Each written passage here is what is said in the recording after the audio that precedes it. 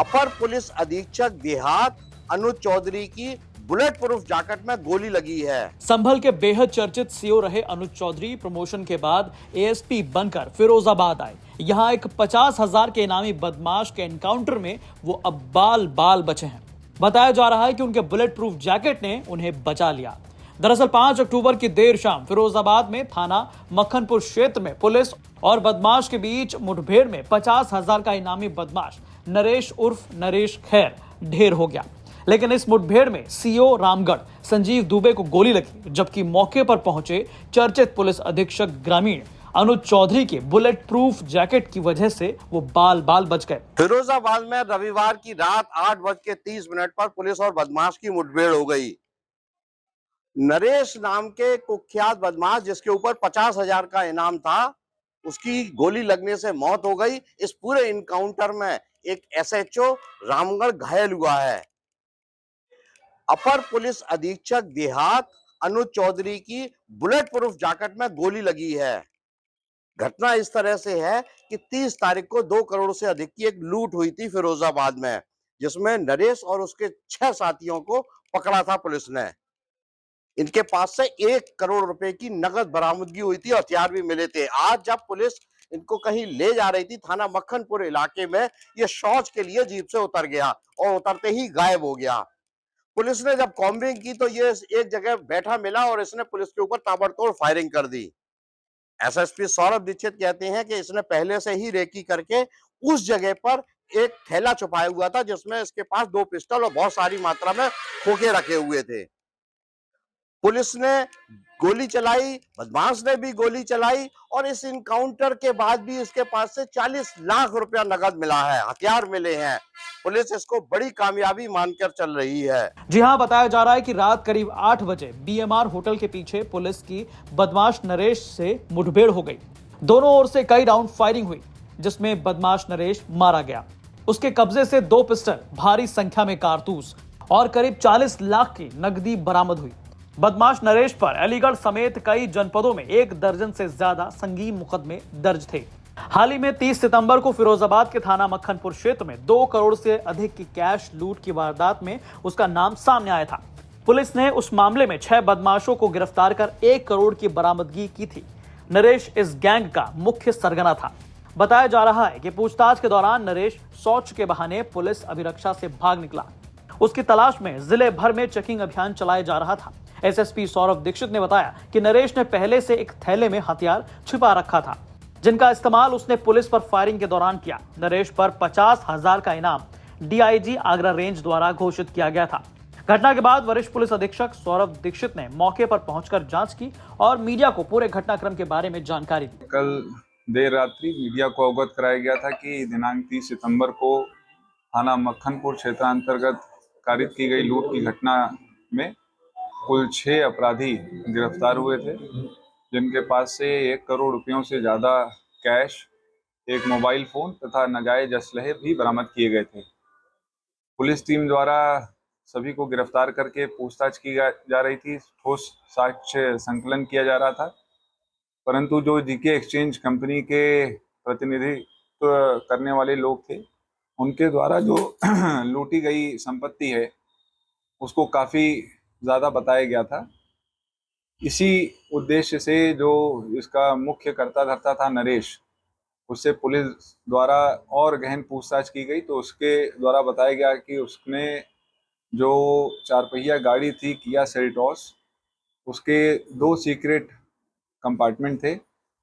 एक secret compartment को सभी बदमाशों ने मिल के उसमें से पैसे निकाले थे एवं कुछ देर बाद इसने दूसरे सीक्रेट कंपार्टमेंट से अन्य धनराशि भी निकाली थी, जिसे इसने अपने अन्य सह अभियुक्तों से छुपा करके अपने व्यक्तिगत उपयोग के लिए उसे छुपा करके रखा हुआ था।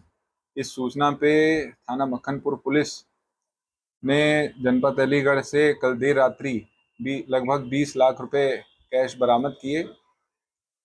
तीसरे दौर की हुई पूछताछ में अभियुक्त नरेश ने बताया कि तकरीबन 18 से 20 लाख रुपए और हैं जो उसने घटनास्थल के पास ही कहीं पे छुपा करके रख दिए थे। इस सूचना पे यकीन करते हुए थाना मक्खनपुर पुलिस इसे बरामदगी के लिए ले गई थी, जहां पर पेट में दर्द होने का बहाना करके पुलिस को चकमा देकर के ये फरार हो गया था। तत्काल ही थाना मक्खनपुर पे सुसंगत धाराओं में अभियोग पंजीकृत करते हुए एसपीआरए के नेतृत्व में एक विशेष टीम का गठन किया गया था, जो इसकी गिरफ्तारी के लिए प्रयत्नशील थी तथा पूरे जनपद में एक सघन तलाशी अभियान भी चलाया गया था। आज देर शाम तकरीबन 8 बजे पुलिस को ये दिखाई दिया है।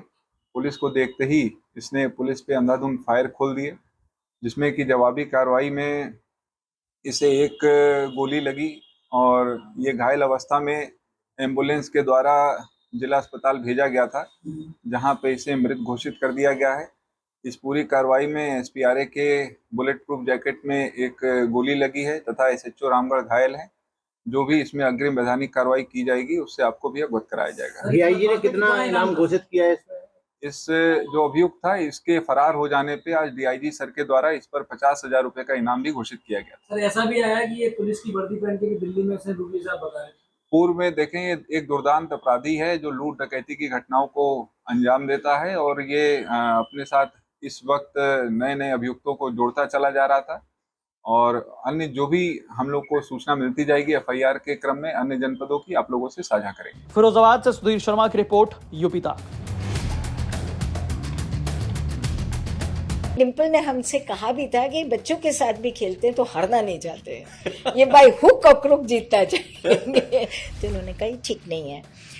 द ओनली पर्सन जिससे उन्होंने बाद में पूछा अबाउट हिज नोज तो वो डिम्पल थी और उन्होंने कहा मुझे कोई इशू नहीं है। तो the only spice I could add was there was a contest जिसमें ये था कि द गर्ल जिसको सबसे ज्यादा रोजेस मिलेंगे वो जीतेगी। तो अखिलेश ने उस दिन मैसूर के सारे रोजेस इकट्ठे करवा लिए थे और जीतने के लिए। और ये डिम्पल ने हमसे कहा भी था कि बच्चों के साथ भी खेलते हैं तो हारना नहीं चाहते हैं, ये बाई हुक और क्रुक जीतता जाएंगे। तो he won that girl won that contest. अच्छा, हाँ, it must be helping him up politics में। तो उन्होंने उस फूल का क्या किया? सब उस लेडी को देने थे, दैट स्टूडेंट, गर्ल स्टूडेंट। ये था कॉन्टेस्ट कि जो गर्ल स्टूडेंट को मैक्सिमम फ्लावर्स मिलेंगे वो विनर है। तो इन्होंने इतने सारे मैसूर के इकट्ठे कर लिए कि वो अपने आप में ऑब्वियस विनर थी वो।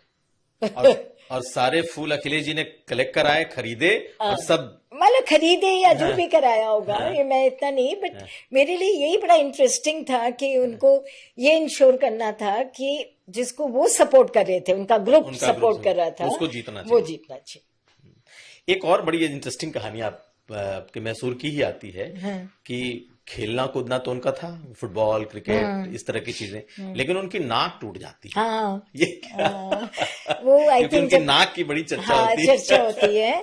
एंड इनफैक्ट जब उनकी ये एक बॉल से हिट करा था, नाक का फ्रैक्चर हुआ था, तो उसके बाद डॉक्टर्स ने सर्जरी नहीं सजेस्ट की। तो उन्होंने कहा ठीक नहीं है। द ओनली पर्सन जिससे उन्होंने बाद में पूछा अबाउट हिज नोज तो वो डिम्पल थी और उन्होंने कहा मुझे कोई इशू नहीं है।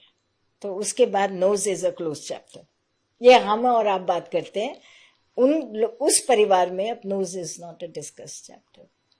तो क्या उनकी नाक को लेकर के डिम्पल से नहीं, उन्होंने एक बारी बात करी होगी, मैंने डिम्पल से पूछा था ये बात। तो देखिए बहुत चीजें ना इन्फर करनी पड़ती है क्योंकि जवाब ना 2-2, 3-3 शब्दों में आते हैं। तो मैंने पूछा था कि नोज को लेके, बोले नहीं उस पे क्या था, सब ठीक था।